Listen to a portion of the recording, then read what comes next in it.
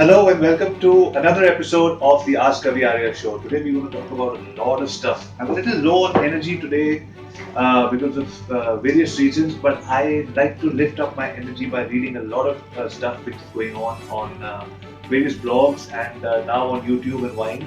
I was reading something by Canfield, the guy who wrote Chicken Soup for the Soul, and he talks about how perceptions change everything. So a lot of people ask us, and I get questions on my Twitter every single day. Is digital already overexposed? It's not a good industry and too difficult and all of that. So I think Canfield gives the right answer there when he says that it's how you look at things and you look at problems. Any industry, it could be people call some industries sunrise industries and the other sunset industry, but every industry where you have where your outlook is positive, it more or less gives you positive feedback and positive return. So the digital is a great platform. It has many channels. It's emerging.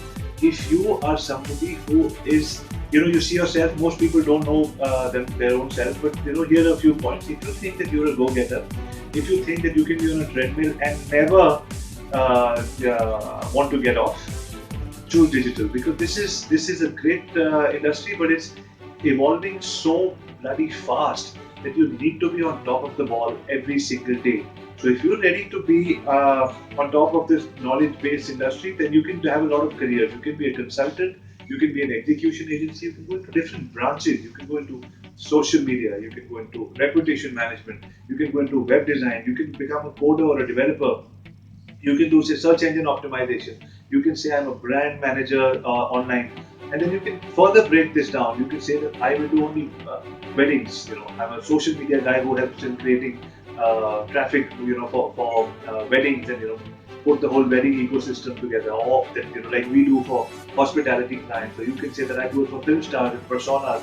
And a few friends of mine who came from London a few days back and few years back, and they started an agency, and now they do most of the film work in Bollywood on digital. So digital has got a lot of scope happening, but I would very strongly suggest do digital for some time and then carve your own niche. You cannot be a master of all trades. You just can't be an expert everywhere. And even if you think that you should know a little bit of everything, you will always risk being compared to the big giants and the big sharks, and there'll always be somebody bigger than you. But if you want to keep your niche, I would rather be a heart surgeon than a general physician. Because people who are looking for something specific as something for the heart, they would come to a specific surgeon rather than go to a general physician for a little bit of everything. So that is my take on that question. The other question that has come on Twitter just today morning was what is happening to Facebook and all of these other mediums. Most of these agencies that come to us, they're always asking for more and more paid money. I mean, what happened to organic? We used to do SEO, we've heard of organic search. And this friend of mine, he has a Facebook page and they've got 30,000 likes which are coming only from organic search. You know what? Honestly, whatever your agency or whoever's meeting you is telling you is absolutely correct, because it has become a paid world. It was a mad world. It's become a mad paid world, because from Facebook to Twitter to Instagram to Pinterest, all these channels have to monetize someday, right? They give you this amazing, excellent channel and service to connect everywhere with everyone with all these pictures for free. But high time they start making money. They've got multi-billion-dollar valuations based on the fact that one day they're going to make money. So let them start making money now, and it's already time has come. They started making money. So the ads on all these channels are getting more and more expensive. However, they're still way cheaper than what a lot of print and all of this used to be and still continues to be. So you should get on to any of these bandwagons. I would suggest Facebook is still, especially Facebook videos, like the videos we're doing. Do that, spend money, get the right audience to start doing Facebook ads. Do it for a 3 to 5 months consistent campaign, and you'll definitely see results. Internet is definitely not cheap. It is not inexpensive. It is not something that you can grow only organically. In fact, Facebook on its own, just to give you an example, has changed the algorithm. And it basically, your posts don't go out to more than a few percent in single digits. It just goes out to a few percent. So if you've got 1,000 friends and you're very proud to have 1,000 friends, or you have 1,000 members on your restaurant page or your personality page, if you're not reaching out to more than 5-6% or even less, 4% in some cases, then you have no option but to pay and to be seen and heard by more people. But tell me one thing, if you can spend a few thousand rupees a week and have your videos shown to tens of thousands of people, that is still very inexpensive advertising. You have to, however, keep your audience relevant, and that's it. Spend money. It's not inexpensive, but it is an amazing ROI. At least 4 to 10 times ROI if you've done your campaigns well. Yes, there you go. I've said it. 4 to 10 times ROI if you've done it well, done it consistently. Do it in-house. Do it with an agency. Do it with a consultant. But I'm sure that there is somebody who's dedicated to your project to understand your business and hopefully comes from a background which is specific to your industry, and there are great results to be seen. In most cases, I would say that try not to do everything yourself, because by the time there's a learning curve for everything. By the time you learn this, the industry's evolved and gone to another level. So doing it yourself is not the best idea. However, you can try, wet your feet a little bit and see where you get. Question number 3, which is again a very popular question. So some of our teams have helped me choose out the most important questions. One of them is, how important is a web design, and what all should we do? Should we have a web design and a mobile application and the social media pages? And I mean, what all am I going to do? How many digital real estates am I going to create? And how many of them am I going to monetize? So the idea is, if you're serious about your business and if you know where the world is already headed, go and grab as much digital online real estate as you can. I always say it's like what India was in the mid-90s. It was not very far back, where we realized that everything seemed to be for free, because then there was a boom and everything is now 4 times more expensive, and in many places untouchable, too expensive.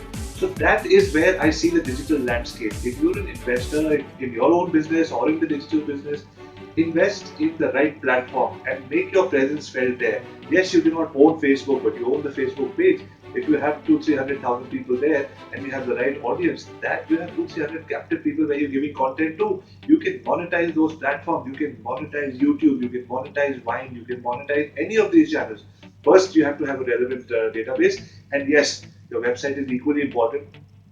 There are times when I feel that a website may become very redundant very soon, because everything is on your Facebook page, but it's still not happening. It may never happen, because the website is always going to have an interactive element which is going to get merged with your social media, your Facebook and your website together and in a flipboard kind of a model. An app, the third thing is the app. The app is a completely different thing. It's obviously everything is a mobile, and mobile means anything that is portable. So it could be your tablet, it could be a mini device, all of those with a mobile accessories. And for those, the attention span is less, and therefore an app, you get hooked onto an app. It's easy to buy. It's a one-time return. So definitely, if you're in the products industry and if you're doing a lot of stuff, an app really makes sense. You might have your own app, or you might have your app integrated with the third-party large sellers. You can also, in terms for collecting and sending payments, you can basically have payment gateways, third-party payment gateways. So everything is possible. You may today choose to take your existing offline business online and have all these digital assets captured, or you could say that I will make one application and I will integrate it with these third-party players and third-party payment providers. So what if they take a few % here and there, but they will expose you to the larger marketplace. So there's a lot that's happening in the digital world. It is very exciting. Every day in the Economic Times and on Bloomberg, you see a new Facebook billionaire or a millionaire or whatever, people coming from everywhere. But it's not only about that. They have not made it overnight. They failed at 4-5 different ideas and then they made it. So don't just put in money because somebody is saying it's great. Try your hand, fail a few times. We all know, any of you who failed or have had a few successes, they know that you have to fail a few times. So that's what I'm saying. Go ahead, fail a few times, find your niche, and then you find the right product at the right swing. Like I say, I'm not really a golfer, but I've played a few times, and it's just the right angle that you hit the ball with, at the right swing, and you can feel that you hit the sweet spot when the ball is in the air. So you will know when you got everything right and you've hit the sweet spot. So go ahead, try a few shots. You might not get some right, but eventually I'm sure you'll make it. So yes, yesterday was very exciting. Like I again keep saying that the whole world is cricket. So I can't stop talking about it.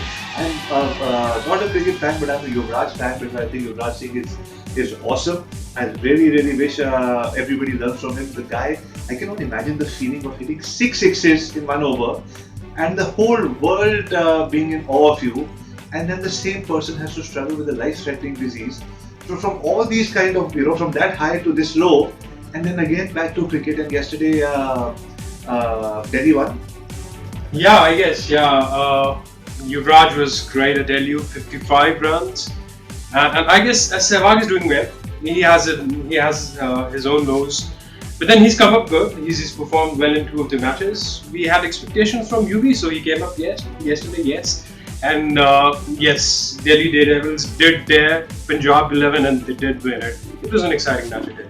So that's what, so those are the great things about cricket, because you learn a lot. Even if you're not a cricket fan, you learn so much about life. These people spend 12, 14, 15 hours. One interview I liked about, in fact, one of the Hindustan Times summits or whatever, Saurabh Ganguly was saying that how difficult it is to manage teams, because everybody in this team is a superstar in his own right. They don't come on time, but they still have to wait. So captain's role, that's the same in a company. Any of you managing a company know how difficult it is to manage people and ensure everybody is doing the right task correctly. So cricket is a great form of not only a great sport, but a lot of learning on how people work with people and how a team, you have to have a team spirit to win. My favorite subject, of course, Bollywood and what's happening in the Bollywood world.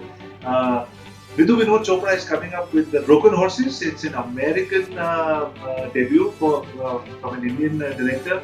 I think that's fabulous. One of the greatest things that he said was, I'm not scared of anything. And I've always been a fan. I've had a few friends in school who always said we've been fearless. And I've always been a fan of people who said we've been fearless. And I've always wanted to be fearless, but I don't think I'm fearless. Until much later in life, I met a friend of mine who said it's not the absence of fear, but it's overcoming the fear that makes you courageous. So the absence of fear is almost there.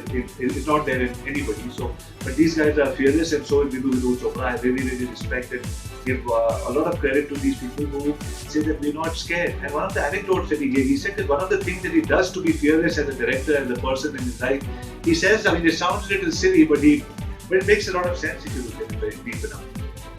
He said that every day after his exercises, he does the Shavasana. In yoga, we all know what the Shavasana is. Lies down, and he imagines that it's the last day of his life and he's dying. And he says if he feels that there are some unspoken or undealt with issues or things that he has not done, he wants to then start doing it. So he feels that might be the last day of his life, and then that sort of makes him fearless and he wants to do a lot of more stuff. So that's a great exercise, great learning, and I wanted to share this in this video of what we learned in an interview that I heard from Vidhu Vinod Chopra. And Broken Horses should be an awesome movie, because this guy, from Munna Bhai to all of these legendary movies that he's made, I'm sure he will be doing a great job. And he's somebody who changes people's lives, not only makes movies, and therefore people respect him. So I'm really looking forward to Broken Horses, and I hope you guys watch it too.